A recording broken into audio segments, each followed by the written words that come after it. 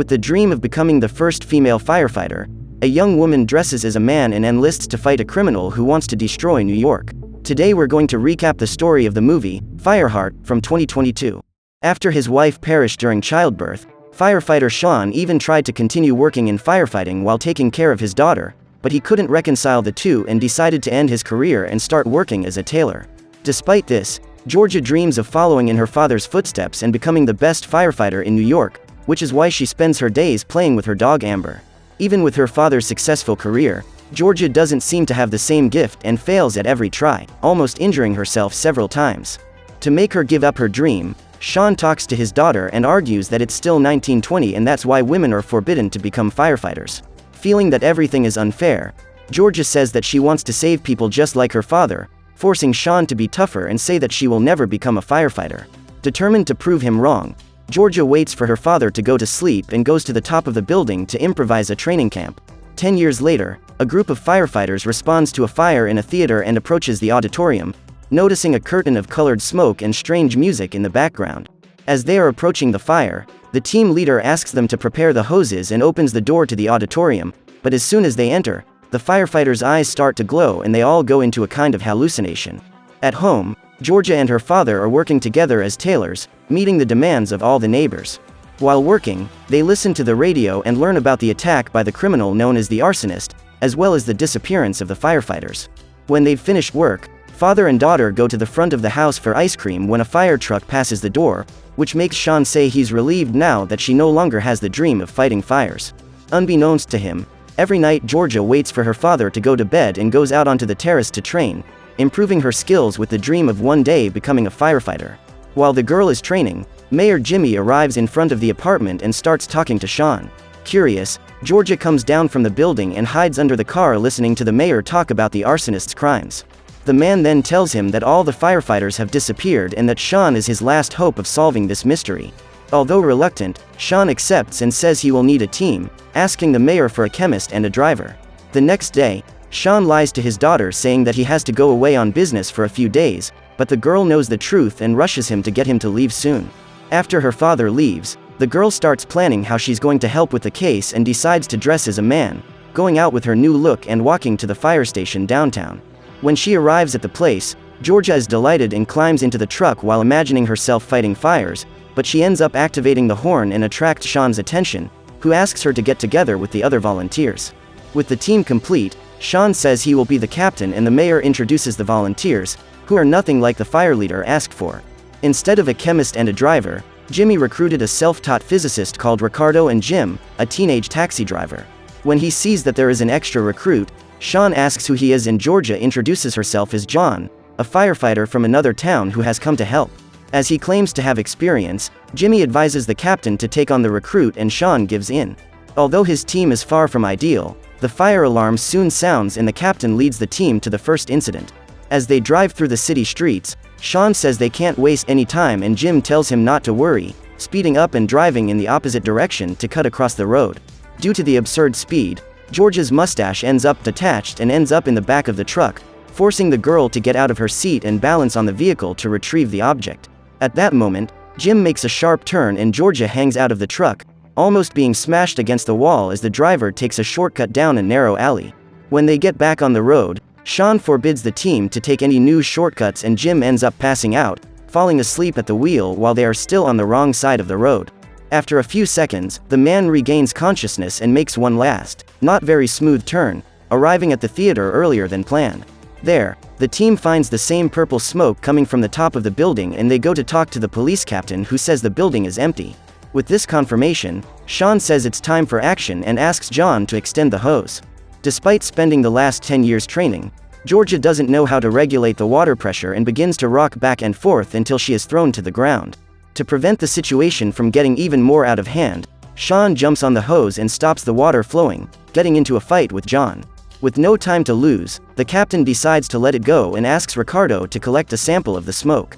Panicked, the man tries to run back home and ends up hitting the truck head-on, blacking out instantly. With one man less, Sean says that all the firefighters who entered the burning theaters have disappeared, saying that they must stay outside watering until the fire is out. Just when it looks like things are going to start working out, Jim faints and falls headfirst into the controls of the truck, causing the ladder to extend until it throws Sean and Georgia into the theater.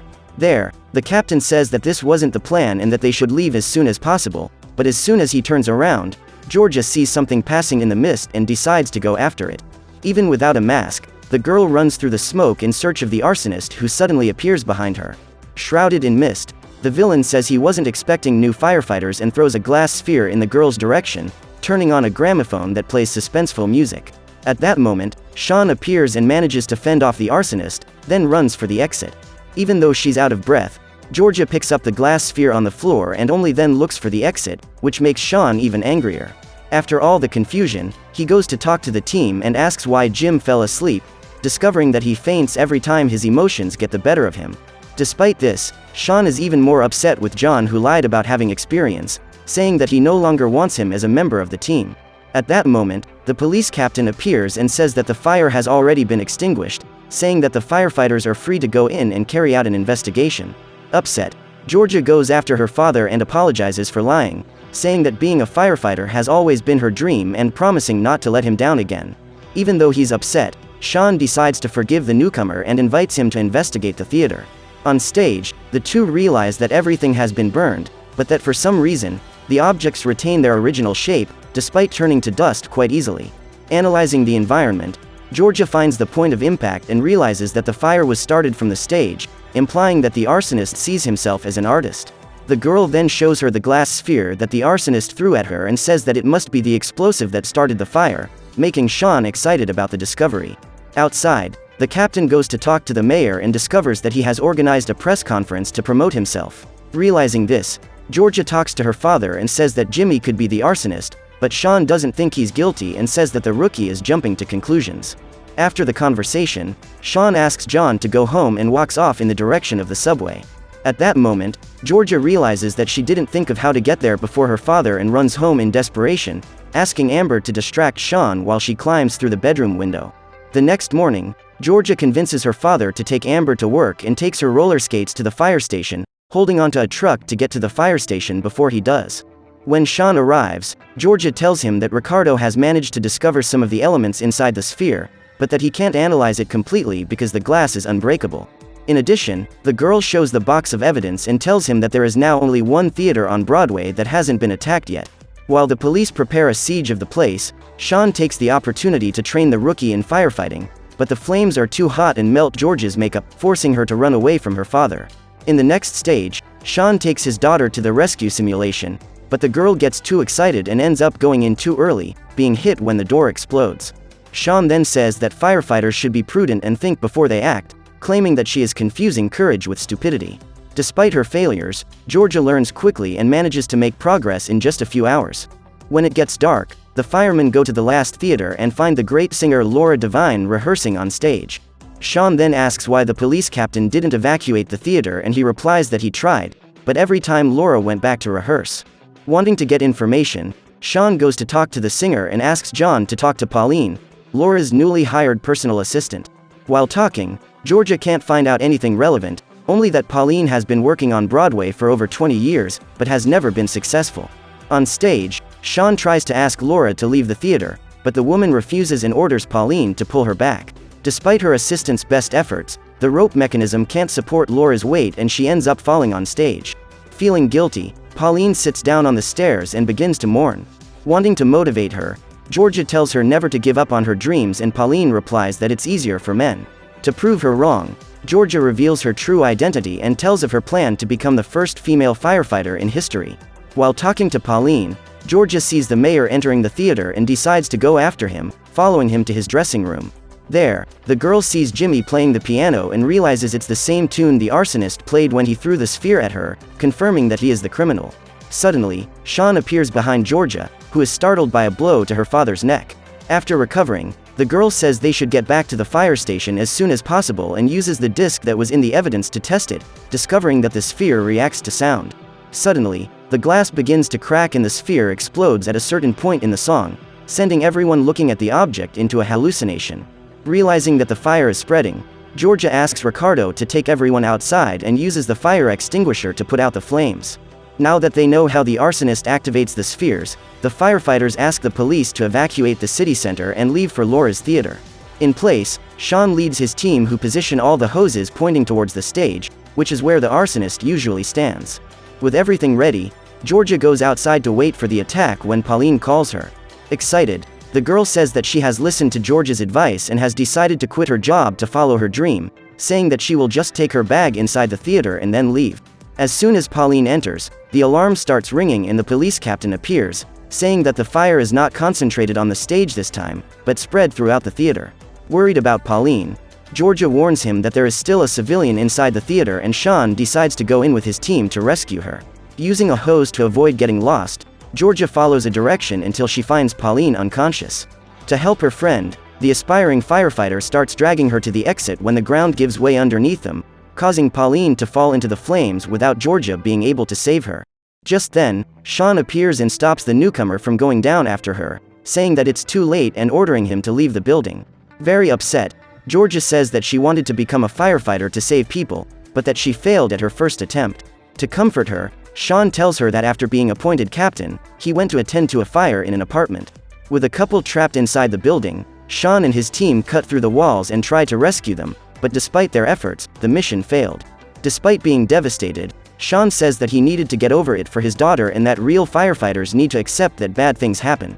As soon as he finishes the story, Jimmy walks in and congratulates Sean on saving the auditorium. Confused, Georgia says that a life has been lost and that the arsonist is still at large, but the mayor ignores this and says that he will pass the investigation on to the police, as well as stating that there are no more theaters for the criminal to burn down. Sean then says that he can't do that and that they need to find the missing firefighters, but Jimmy insists that the police will take care of it. After the mayor leaves, the two agree that his attitude was suspicious and decide to follow him, catching the moment he enters the dressing room. Wanting to find out what he's up to, the two try to break down the door and fail miserably. Determined to get inside, Sean pulls away to make another attempt, but Jimmy hears him approaching and opens the door, causing the fireman to go straight through and collide with Laura. As a result of the impact, the two discover a secret passage in the ground and roll down a flight of stairs until they reach the subway. Following the two, Georgia arrives in the tunnel and accuses the mayor of being the arsonist, arguing that he was always in the theater. Laura then reveals that she and the mayor are engaged and that's why he always hangs around.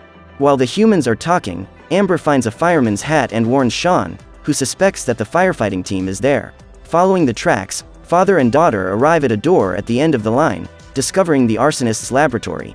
Investigating the place, Georgia discovers that the criminal has been rejected from every theater on Broadway and has a PhD in chemistry.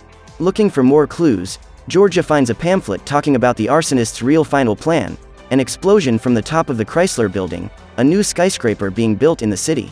While they read the flyer, Amber finds the fireman just below and Sean celebrates with John, saying how proud he is of him.